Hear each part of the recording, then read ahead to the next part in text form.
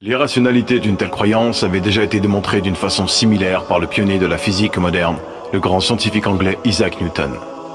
Il y a déjà plusieurs siècles, celui-ci avait réussi à faire comprendre à l'un de ses amis athées l'absurdité de sa croyance d'une manière très originale.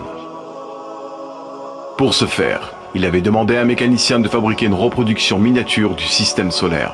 Les planètes étaient représentées par des billes qui tournaient grâce à un système compliqué d'engrenages et de courroies.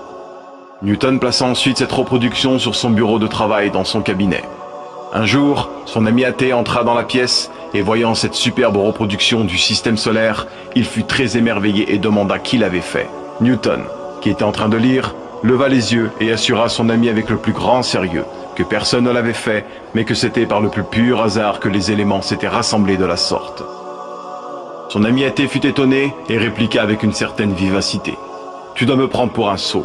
C'est évident que quelqu'un a fabriqué cette reproduction, un génie d'ailleurs, et je voudrais connaître son nom. » Newton déposa son livre, se leva, mit sa main sur l'épaule de son ami et lui dit « Cette reproduction est une faible imitation d'un système bien plus merveilleux dont tu connais les lois. Je suis incapable de te convaincre que cette reproduction n'a pas eu de créateur, et pourtant, tu prétends toi que l'original que le mécanicien n'a fait que copier est apparu sans l'intervention d'un créateur.